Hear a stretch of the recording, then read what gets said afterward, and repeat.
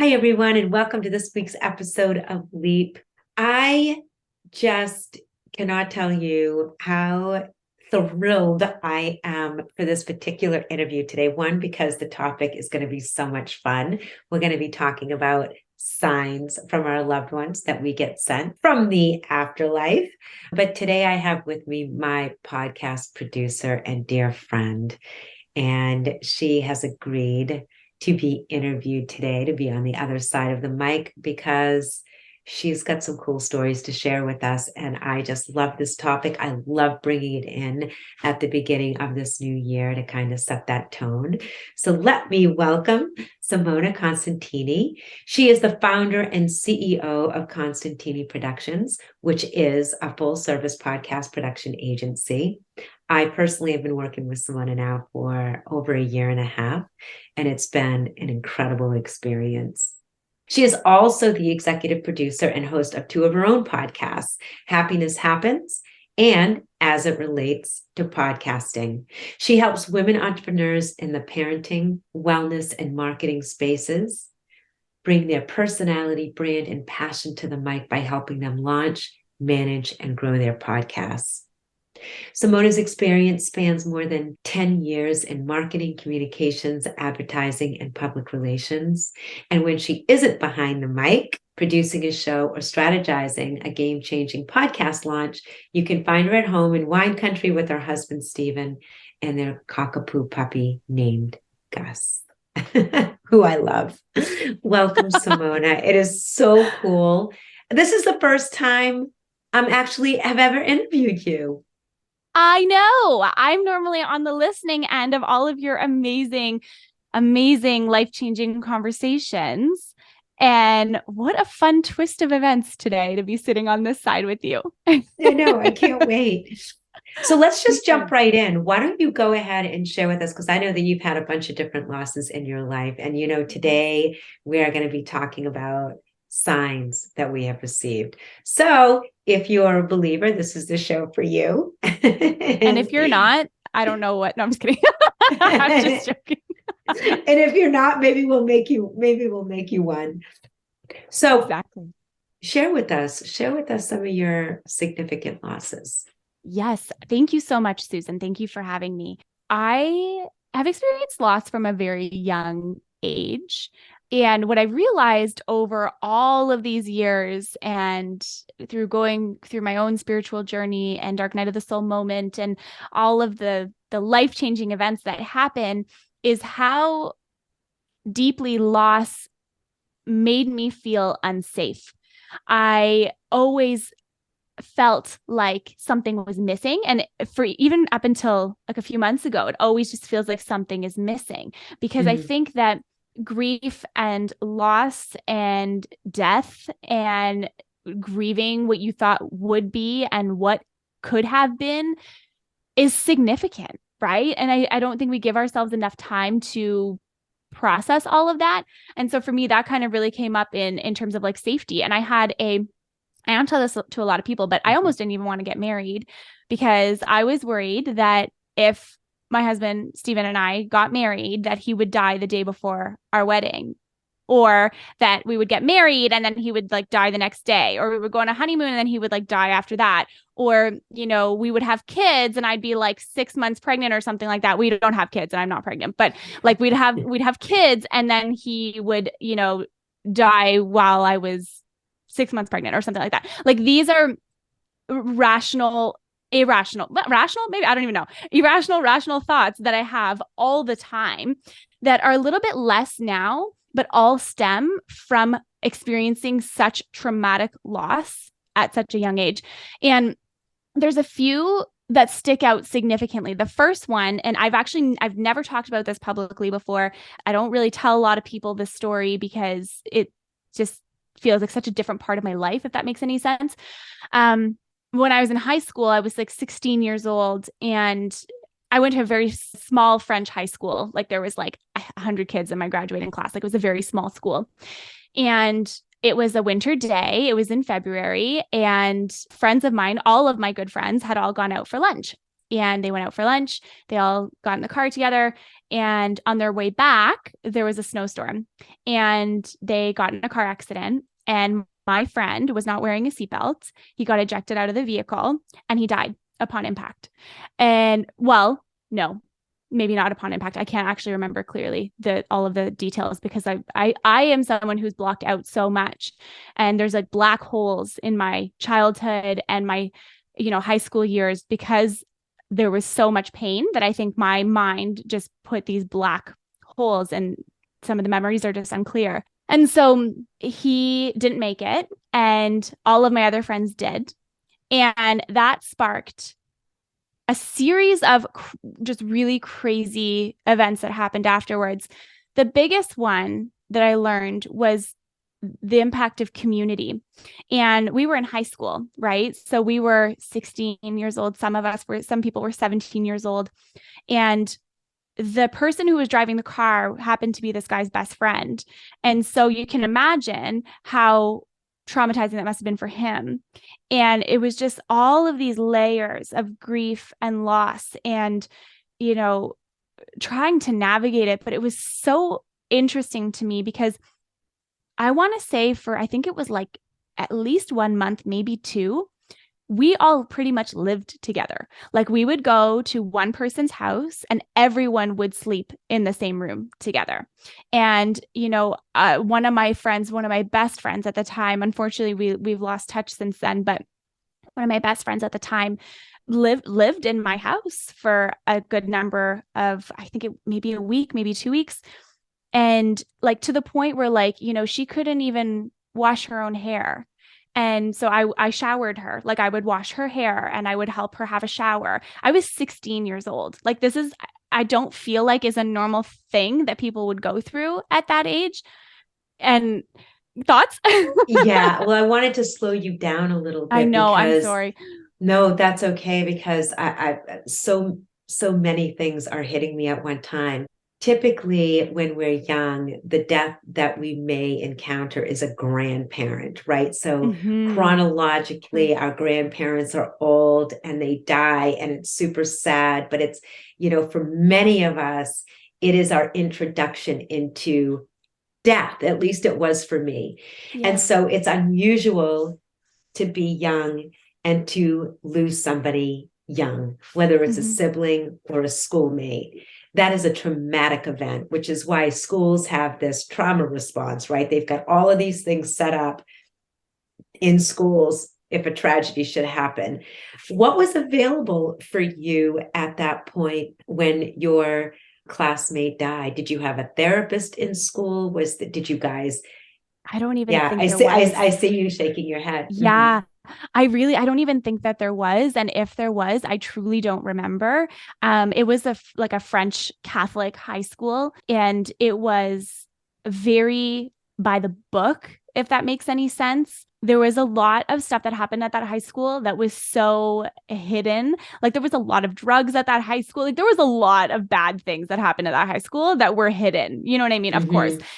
I don't remember. Like I know we had like a school counselor and, teachers would offer, an ear and stuff like that. But there wasn't really like, I think there was some kind of like therapist or something like that. But I was so young that I was just kind of like, I don't really want that. And I don't like, I'm fine. Like, I'm totally fine. I'm the one who's taking care of people here and I'm fine. Like, that's truly how I felt. Like, I'm totally fine. And the way that that's translated into my life is being someone who is always taking care of everybody else and always being fine and maybe not necessarily being fine. You know what I mean?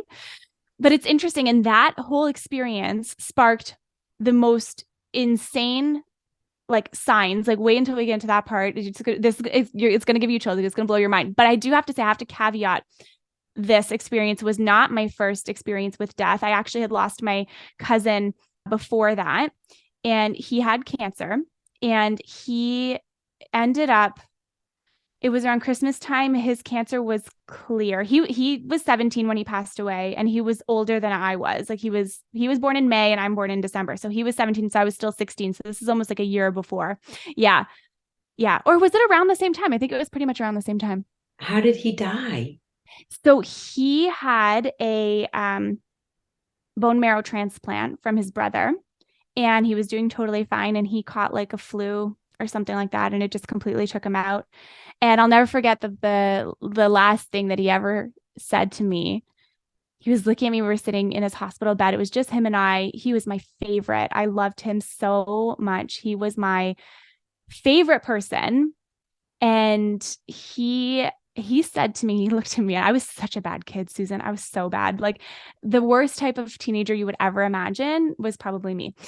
So if you're I have a very hard time believing that, Simona, no, but I have to please tell you continue. offline. I have to tell you offline. And if you're a parent listening to this and your kid is a troublemaker, it doesn't always end up that way. They'll be okay. They do good things and they start businesses and they do really good things in life. Just love them and be there for them. No, but so my cousin, he said to me, we were sitting in his hospital bed, and he had said to me, he looked at me, he's like, "You stay out of trouble." And I'll never forget. And I looked at him, and he could barely even speak. He had like barely any energy. I think he died like a day or two later, at like 3 o'clock in the morning. And my dad called me at like 3 o'clock in the morning, and I had already had a dream of my cousin. He had already passed away. I already knew. I picked up the phone in a panic because my dad never, whose parent calls him in the middle of the night? No one. My parents aren't together, by the way. They separated when I was 12. So that's another like trauma, and that I didn't even realize that I had, but it was what it was. Anyway, so my dad had called me, and I picked up the phone, and he said, I'm just calling to let you know, Greg was his name. Greg passed away. And I said, I was half asleep. And I said, "It's okay, Dad. I know he's okay." And he was like, "Okay." Your 16-year-old daughter's like, "It's okay, Dad. Everything's going to be fine." And I just hung up, and I don't even think I cried because I think I was just so at peace because I just knew he was okay. I've had dreams of him since, which is amazing. I have so many. Like, I'm a very spiritual person. I have dreams. I see things. I hear things. I have lights flicker. Like, we can go into them, but those would be the two most traumatic losses that really impacted my life and are what I have been unraveling for the last 15 plus years. Then I understand. That makes perfect sense to me that you would be terrified of that next loss, because I know that is what started happening to me. And I was much older than you when my brother Rocky died, is I became terrified that more people in my life were going to die, specifically my siblings. And even more specifically, my younger sibling who, just would go off and do hikes and things like that. Like, not necessarily like the John Muir trails, like big hikes, like dangerous hikes. And not that those hikes are dangerous, but like he got stuck and there was an ice storm, kind of like just crazy things that can happen, right? Like away in the mountains. And then I would become terrified if he was getting on a plane and he's like, "You're driving me crazy. You have got to stop this." But I couldn't. So I know that fear, like it. And I also, it's funny that you say that, like, even when I was younger, I'm so terrified of falling deeply in love, because what if that person dies on me? And this is before my brother died. Like, I just you reminded me that I had some of these fears even before I had this huge experience, because I also lost 2 classmates and I never connected that. But I wonder, listening to you, if that's part of it, that in our early formative years, that when we lose, it kind of strips away our innocence, that we're going to all live to be of old age, So anyways, it's true. No, it's so true. And, as you're saying this, you're reminding me, like, I remember when I was younger, I think I was like 6 or something like that. I said to my mom, I was like such a sassy child. Oh my God. And we were talking about something. And I think I said to her, like, "Mom, it's okay because people live a very long time." I mean, I was like 8, because that sounds like more sassy at like 8 years old. And she looked at me. She's like, "Simona," she's like, "Yes." She's like, "People do live a long time, but life is very short." And I remember thinking about that and being like, but why is life so short? Like, I didn't understand. You know what I mean? Like, I didn't understand. I didn't understand why life was so short. What do you mean people leave? What do you mean all of these different things happen? And I didn't know what any of that meant. Even when my parents separated, like, I didn't realize that there was grief there for me. Like, I never thought that there was grief there for me for years. And, like when we were younger, my brother faced a really terrifying illness. You know what I mean? And he was sick and he was in the hospital from a very young age. And like, I think at that time, I think he was like 9 and we're 6 years apart. So I was in high school in like a really bad phase of my life. And I was an absent sister. I was an absent sister, absent kid. So like even just the grief of not being part of my family is something that I've had to, as you stop, partying and doing all the things, you start to realize the impacts of your actions and how you've hurt people significantly, and repairing those relationships. Like you have a choice, you know what I mean? Like when things happen in life, you have a choice to repair that relationship and take the walls down and just choose to do better and choose to take accountability for what you've done to other people, and also give yourself the grace for not knowing better at the time. But it's like when you know better, then you get the chance to do better. But unless you give yourself the space to know how to do better, like you just never will. Does that make any sense? No, I think that was really beautifully put, and it's never Thank too you. late. I mean, I heard this beautiful conversation or saying the other day, where every day we're born into life, and many years Ooh. ago, another beautiful spiritual guru was saying is every night we die and every morning we're reborn. And it's the same thing that, I think that it's only human beings where we keep punishing ourselves for the same mistake over and over and over and over and over again. I mean, Mm-hmm. the most obvious, I think, example of that are people in prison. They go and they pay for their mistake and they come out and they can't get jobs and they can't do any of the things because we keep holding those mistakes over them. And I Mm-hmm. think it's the same way individually, where we can keep beating ourselves up for the same mistakes. And if we really understand that we are these spiritual beings here to grow, that it's easier to find forgiveness for ourselves for the mistakes that we've Mm-hmm. made, to do it differently. And sometimes we can make that same mistake over and over and over until we learn. Mm-hmm. So I love that you said that, but I remember you now telling me that your brother had an illness. So even so during your adolescent years, there were some very big things that were going on. And I'm wondering, when you talk about the partying and things, did that get worse after these deaths, like the death of your cousin and the death of your friend? Yes, absolutely. Absolutely. And I will caveat this that, just for our listeners today, I can't really elaborate too much more on my brother's illness because I don't have his permission to talk about it. So I would never want to, do that to him.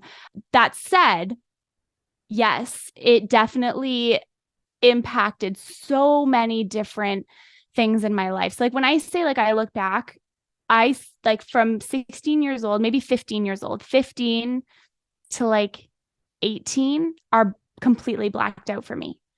Like I was drunk all the time. Like I would not at school and stuff like that, but like every single weekend, I was always off doing something bad. I was always, doing some kind of drug. You know what I mean? Like nothing crazy. Like some of them were pretty crazy. Thankfully, nothing that stuck around after those years, which I'm really grateful for because I know how difficult it is to change your life when you're stuck in that kind of cycle. And so I would say for 4 solid years, like, Susan, like it pushed me into a place of like, no, like lack of control. Like I had no control over anything because I couldn't control anything that was happening around me. So the only thing that I can control was what I physically and tangibly did. And, I was just kind of like, F the world. Like I was just like, well, what's the point? You know what I mean? Like we're all going to die one day anyways. What's the point? I'm going to do whatever I want whenever I want to do it. And it was so toxic. Like I had, a boyfriend that was a terrible influence on my life. He was a drug dealer. Him and I, you're learning so much about me today. He was the drug dealer and he, slept with all of my friends. And I knew about it. And I took him back all the time for years. And relationship in particular took me like 10 years to process. Like even after I had met my husband, like I was still processing the impact of that relationship. Not that I wanted to be with that person, just like all of the effects of what happened afterwards, And And that's what I'm hearing. I just hear all of this mm-hmm. unresolved grief. Like the way that your So grief much. played out for you was you being, well, if you think about it, it's very high risk behavior, right? So Almost much like, so. who cares? We're going to, like you said, we're Yep, going to die anyway, throw caution to the exactly. wind. And so, So, I mean, I would say like the last 2 years in specific have been deeply healing years for me. Like, even though I don't have any of the behaviors that I used to have when I was 16, 17, 18, 19 years old, the impact of like when you black out your life for 4 years, you have a lot of shit that you need to fix afterwards that takes a lot of years to get through. So, yeah, yeah. so, okay, so let's talk about that, because I think that, these early years where you were introduced to just very traumatic grief. These were traumatic experiences, right? Losing Yeah. your cousin and losing a friend in a car accident, because you were not in the car. Is that true? No, I was But not.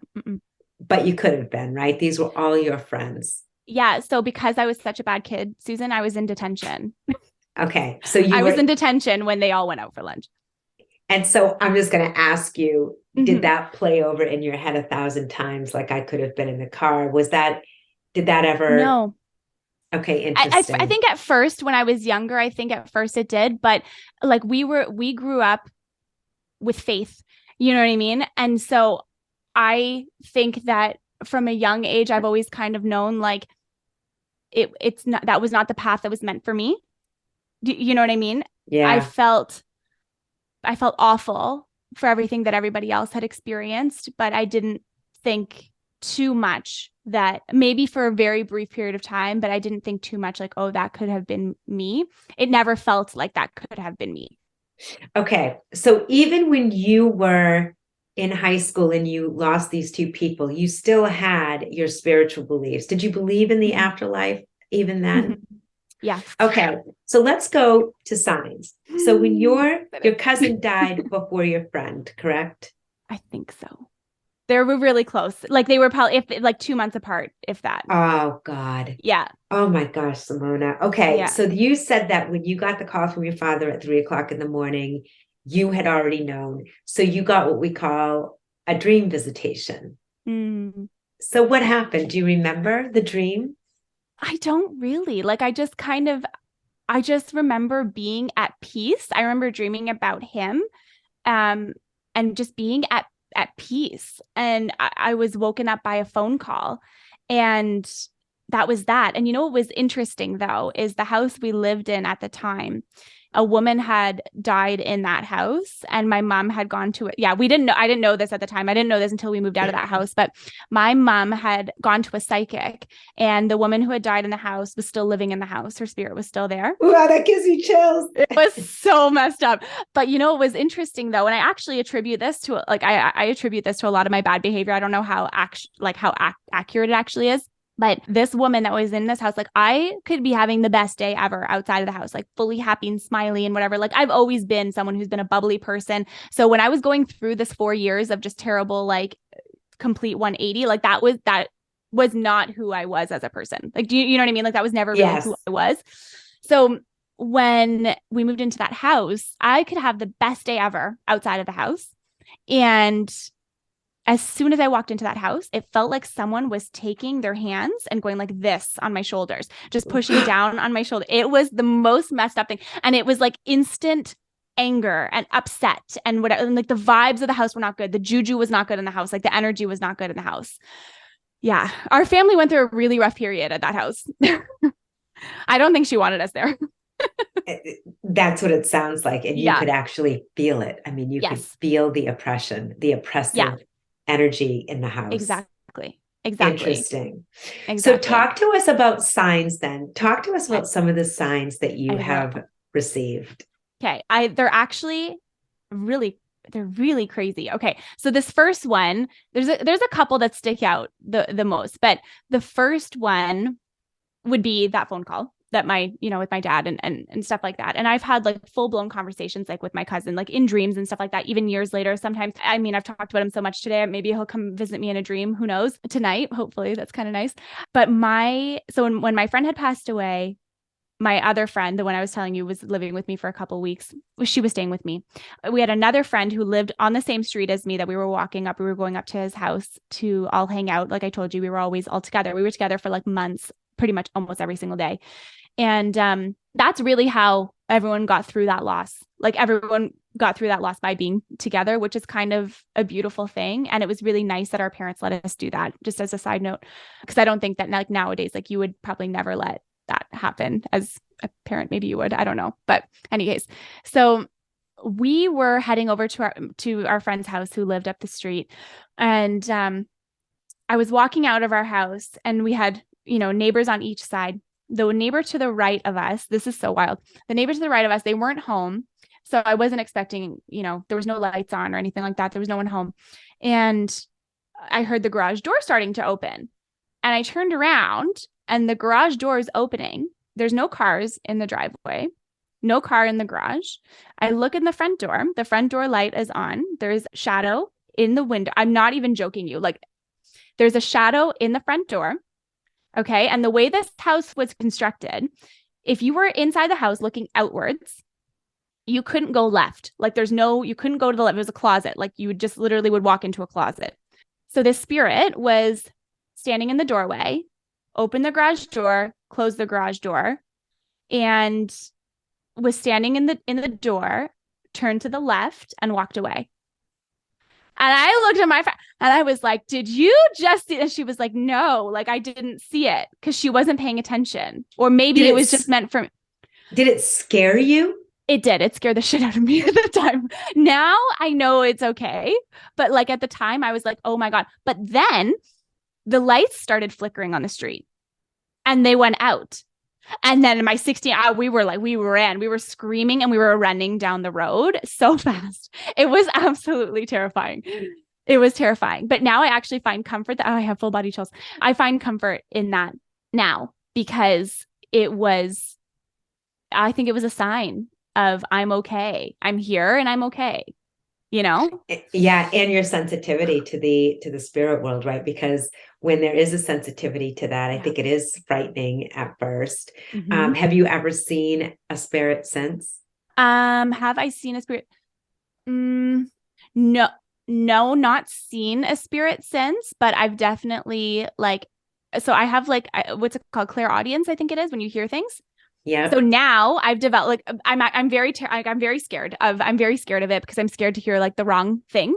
But if I have to make a really important decision, if I'm having a conversation about something, if I'm unsure about something, not sure of a path to take or direction to take, I'm pretty spiritually in tune. Even if I don't meditate for every single day of the week or whatever, I can connect very easily to spirit. I've had spiritual teachers, say I've never seen someone shoot up to connect with spirit that quickly. And I'm just scared. So I operate in more of my masculine energy most of the day to kind of block. But when something is bad, I get a ringing in my left ear. And when something is good, I get a ringing in my right ear, which is interesting. One of my friends, her name is Jana. She's a metaphysical healer. She's incredible. I keep saying to her, what do I do? What am I supposed to do with this? And she's like, you got to listen to hear if there's a message. And, sometimes I listen and there's nothing. And then sometimes I just move on. But even in my house that we live in now, there was a point in time where I was more open to receiving messages from spirit. And one time I was going up and down my stairs. I think my husband was gone. I don't know where he was. He may have just been just at work and coming home at night, but I went into the basement and came back upstairs and I had left the door open and it slammed shut behind me. And I was like, oh no, I was like, not today. No, and I actually said, that's the stuff that scares that. Oh, I said out loud, Susan, I said, spirit, I'm not comfortable with this. I don't want you here. I want you to leave. That's enough. And then it just went away. And so I blocked it for the last few months. I would say I've really blocked it because it's scary. You know what I mean? It is scary. You have to be careful. You have to know what you're doing, So that was another one. And I have one more. This is that you're going to love this. You'll love this story. It's about a dog. Do you want to hear it? Of course I want to hear it. Okay. So my husband and I, before we got Gus, we had adopted my family dog from my mom after I moved out. I brought him with me, and I lived with his name was Romeo. He was the cutest dog. He was a Shih Tzu, and he lived with me in Toronto, and he was 13 years old when we had to put him down, and he had a tumor underneath his paw. And when we put him down, it wasn't unexpected because we knew it was going to happen. But I still felt, and it was not the first pet that I had ever put down, but it was still like, I have a really, really hard time, very sensitive to that, like loss. And like, obviously with all the things that I've experienced. And so when we put him down, I was devastated, like devastated. And I remember, oh my God, I love this story so much. Okay. He came to visit me in a dream. And it was like shortly after, maybe like a couple days later. And he came to visit me in a dream. And he used to wear like a little sock on his paw with a bandage because he had the tumor underneath his paw, right? So he couldn't walk on the ground without it. So my husband and I wrapped his paw every single day for 3 years. And we would soak it in water with Epsom salt every single day to make sure it was clean, that he wasn't in pain. We would trim his nails, like everything. We were like super parents, just saying. So after we put him down, I was sleeping one night, and we were in Canada, in Alberta. There's like Lake Louise. I don't know if you've ever heard of it, or okay, it's beautiful. It's beautiful. It's this beautiful body of water and mountains all around. And we were at Lake Louise, and there was a big long dock. And it was interesting because in this dream, my same high school friends that were there with me, like when my friend had passed away, were in this dream, and we don't talk anymore. Like I don't talk to anyone from high school anymore. And we were, oh my God, my ears are ringing like crazy. Like, oh my God. Anyways, it's so crazy. It's almost distracting. But anyway, so we're sitting and we are all around this like campfire thing, and we're on a dock, and there's a van, and my dog was there. Romeo was there.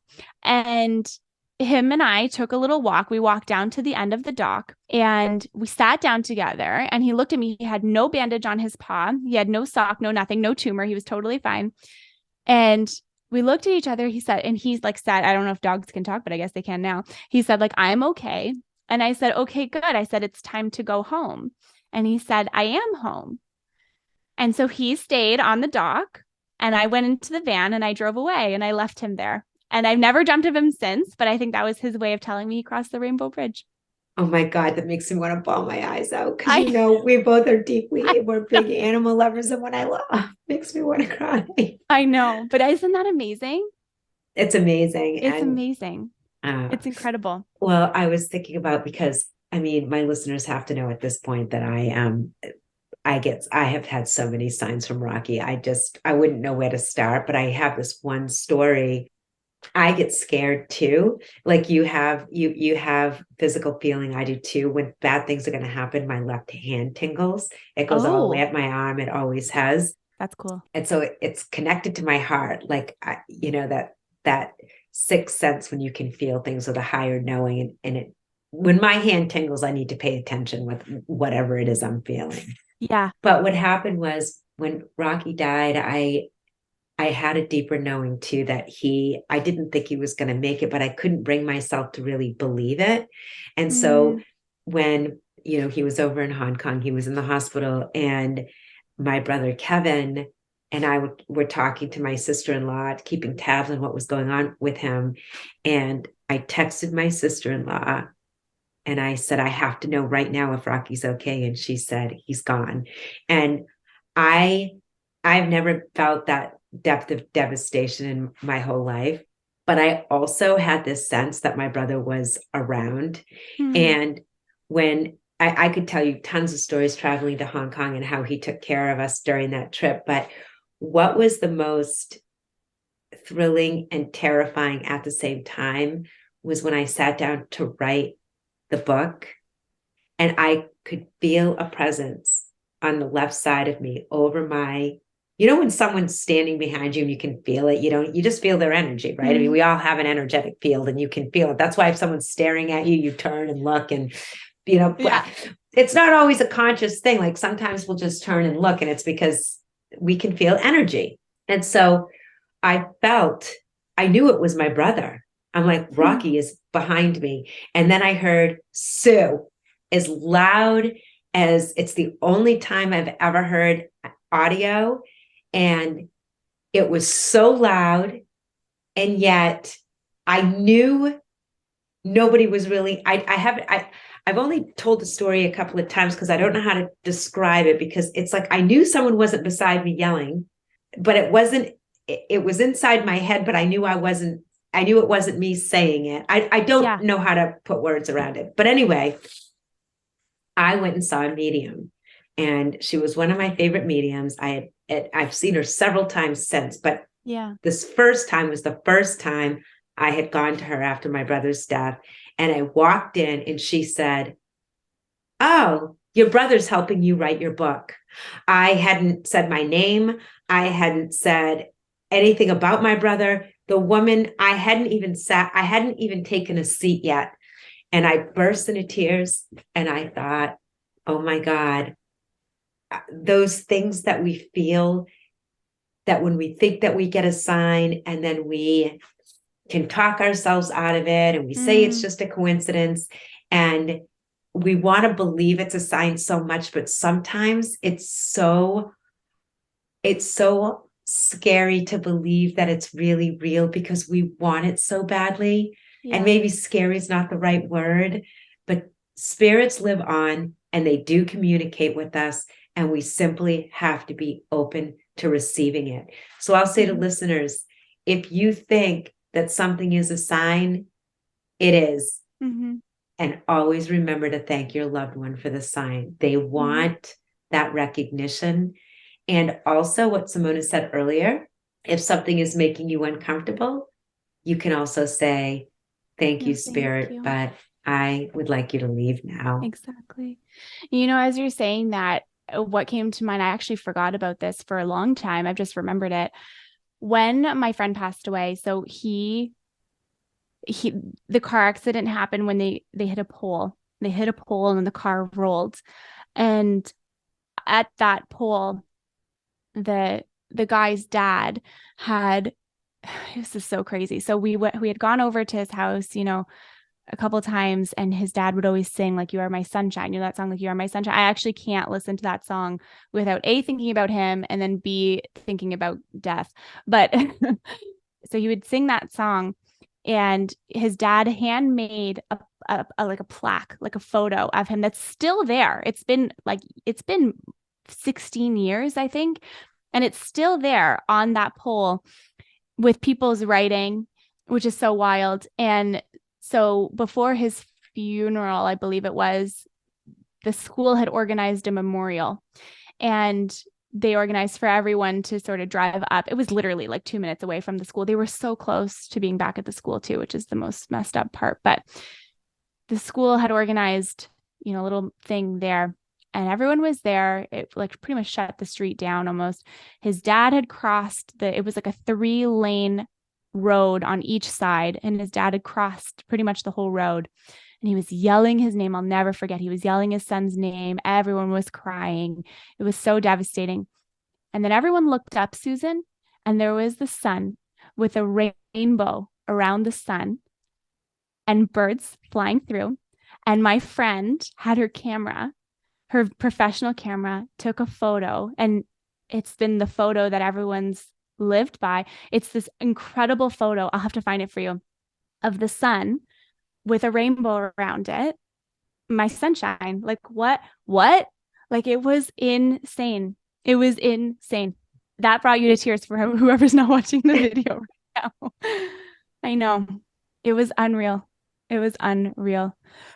And it's just, I think, a beautiful reminder that, like, we can look at those signs and they're allowed to be something that's beautiful for us. And it doesn't have to be a bad sign. You know what I mean? Like, signs can be good, and hearing from spirit can be comforting, and dreams of the people that we've loved and lost. If you have lost someone and maybe you haven't dreamt of them, there's a reason for that too. You know what I mean? Not all of us. I don't get dream visits. I think I've only dreamt about my brother once since he died. But I don't think it was a visit dream. I get And I think, like my brothers will say, well, I've not gotten any signs from Rocky. And my question is, are you open?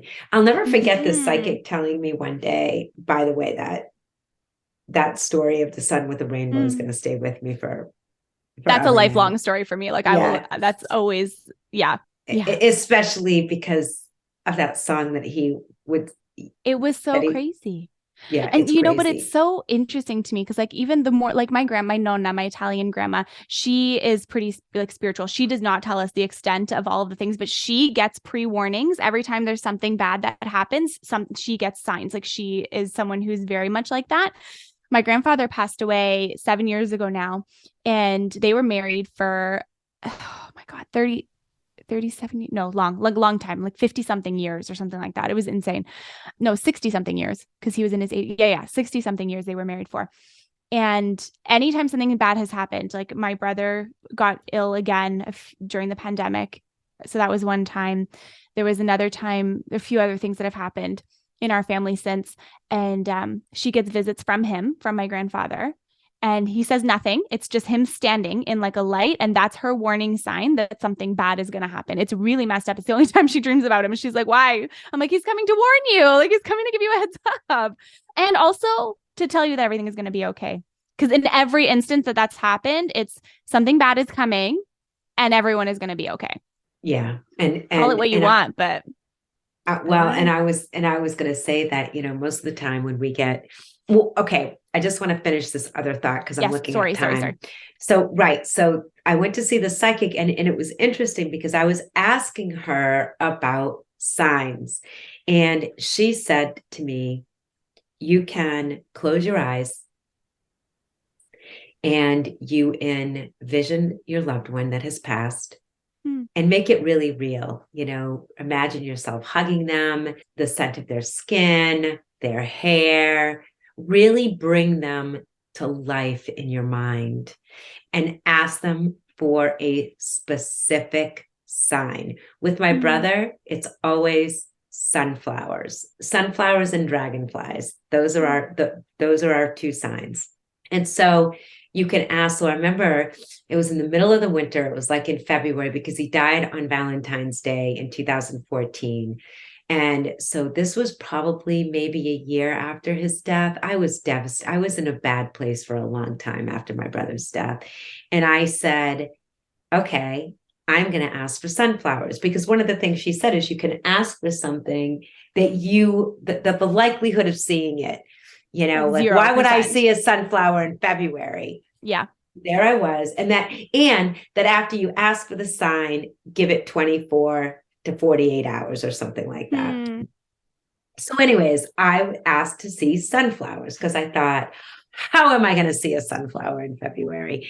And I'll never forget. I'm not a big person that spends a lot of time on social media scrolling through things. It's just not my thing. No. But this one night, I was so sad, and I was watching a movie, and I looked up at the clock, and I thought, I'm not going to see any sun. It was getting toward that 24-hour period. Oh. And I picked up my phone for Facebook and I clicked on Facebook and there was this huge picture of a field of sunflowers. I'll just never forget it because I was like, come on, like there are just You things where can't you're make it like, you up. can't make it up. But like, And oh, go ahead. no, Sorry. go ahead. What are you going to say? No, it's okay. No, I was just going to say, like, even when you and I met, like here for the listener right now, like people wouldn't know this, but like you're married to a Steve, I'm married to a Steve. We both have little white dogs. Okay. Yours is The mixed poodle mixed, breeds. Yeah. mixed poodle breeds to be specific. Mine is Gus. You know, our initials are both SC. Even that you just said now, like you had two losses when you were like in when you were younger. There we go. Two Another classmates. similarity. It's class exactly, which is so crazy.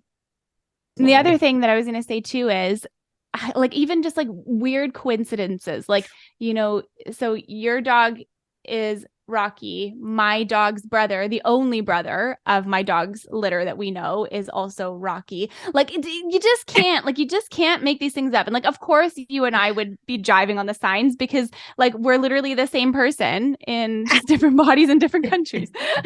At different ages. But small detail. But let me just say, because I actually do believe everything. I do believe that we're guided from our guides, from our actual guides to our people that we love who have crossed over.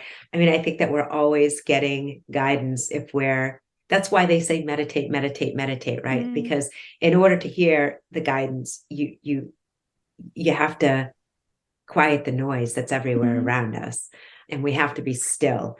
But when I decided to launch this podcast, I had no idea where to start. I didn't know how to find a podcast production person. So I said to a friend, well, how do I do that? She's like, just go on Instagram and just, type in podcast coach. And that's what I did. And you were the first person to pop up. Wow. And that is how I found you. And I never looked for another person. I met you and I knew. I just knew. I was like, this is it. And it's when we second guess the guidance, right? Because people will often say, well, how do we know we're getting guidance? And when is it our ego? When is it our brain? And the only way I know is that our guidance is quick. It's the first thing that we feel. That's why we have to be in space to receive, to get that download. And then what happens is we can get a download and then we talk ourselves in and out of something. And as soon as you start doing that, and as soon as you start, doing the pros and cons, and that's ego, right? Yeah. That's not inner guidance. Inner guidance, we're not worried when we follow it, or you feel it, and that's how I feel when I feel like I'm getting a sign. It's a knowing, it's a comfort, if that makes sense. Totally. And I'm just throwing that out to listeners because I know listeners are like, well, I've never gotten a sign, and how come I don't get a sign? You'd be surprised. Like when I left my corporate job, and so now I look for signs, not even look for signs, like they just come to me. Like, if I'm in between something, or if I need confirmations on something, I'll say, Spirit, show me 555 if X, Y, and Z, and show it to me before I get to my destination. I don't sit there and look for it. I'm not sitting on the road, like looking at all the plates. Right. It's usually a car that's like cutting me off or something. I'm like, whoa, something like that. But even when I left my job, I'll never forget, what did I say? We were going for, I was out for a walk because I had so much time on my hands when I first left my job, and my business picked up and exploded a month and a half after I left my job. Like it was unreal. I did not know anything. Like I didn't know what I was going to do. Like I really genuinely did not know. So I was out for a walk. It was the middle of winter. And I said, okay, Spirit, if I've made the right choice, actually, this was on my last day of work. I said, I was driving to work and I said, Spirit, if I made the right choice leaving this job, show me a basketball before I get to work. And I was on the highway.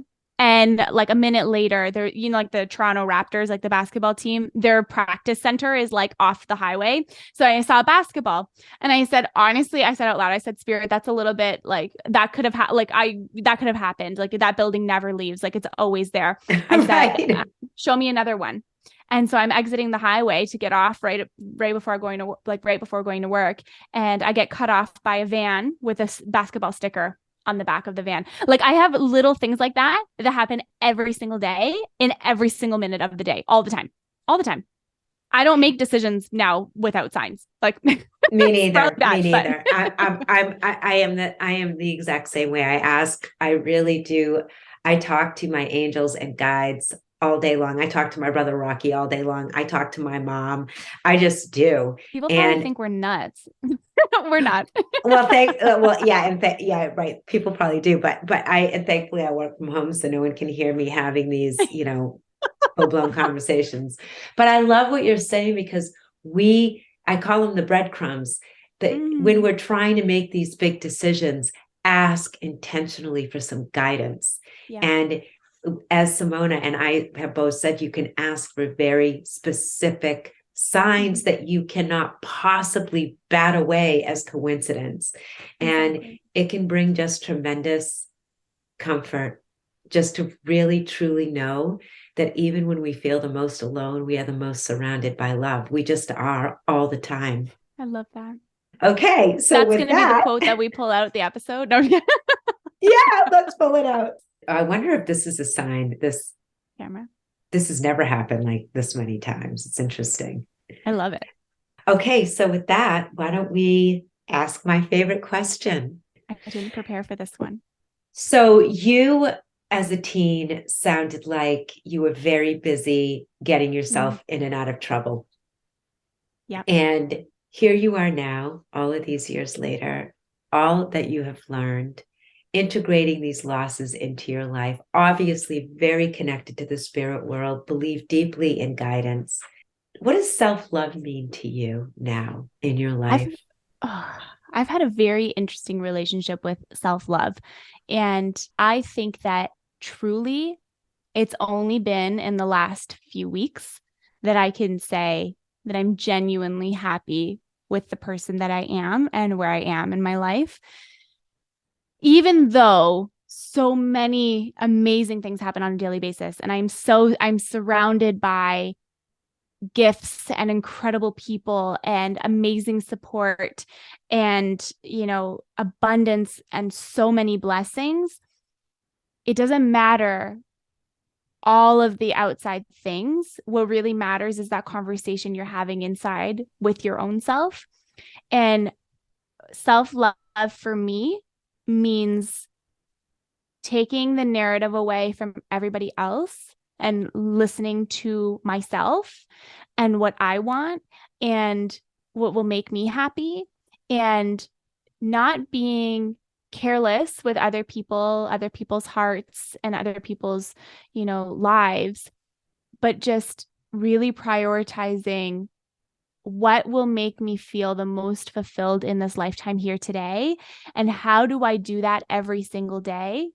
And, it starts for me with knowing what your own values are as a person. Like my biggest one is kindness. The second one is care. The third one is connection.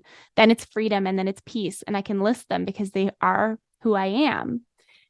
And so I really think that self-love is truly that relationship that you have with yourself, regardless of what other people think or say about you. Nobody's perfect. I made a lot of mistakes. I have no shame anymore in telling my story because 16-year-old Simona needed to happen in order for this Simona to show up for my friends, my family, my loved ones, my clients with the most amount of care and empathy, because I know what it feels like to struggle. So you can't have one without the other. You can't. And it's just, it is such a beautiful way to bring this to a close, because that shadow side, there are so many people that this goes back to what I was talking about in terms of forgiveness of self, of mistakes, that, I just heard someone say to me the other day, I hate, quote unquote, my traumatic background. That shadow side, we cannot become who we are without our shadow side. And even saying shadow side implies that it's not, it's a horrible thing. It's not. It's shame. It is a shame can live there. Self-loathing can live there. Fear lives there. But our shadow side makes up, we have to integrate and reconcile the person that we are and want to be with the person that was, or all of the things that we did that brought us to this place in time, and integrate those two, because that whole human is the beauty of who we are. So I love what you said. I love you. Anybody out there who wants a podcast, please. You probably don't even have room for it. Do you have room for new podcasters right now? Because I know that I will always make room. You always make room. So please, please, please, we'll have all of Simona's links and connections to all that she is offering and who she is in the show notes. This was such a treat. Thank you so much for sharing your heart with us. Thank you so much for having me. I am so grateful and honored, and I would never share this story with anybody else but you. Thank you. And thank you all for popping in this week, and experiment, talk to your loved ones, ask them for a sign, and let us know. Send us an email, leapwithsusan at gmail.com, or send us a note on Instagram. I love you guys. Thank you for tuning in, and we'll see you next week. Bye for now.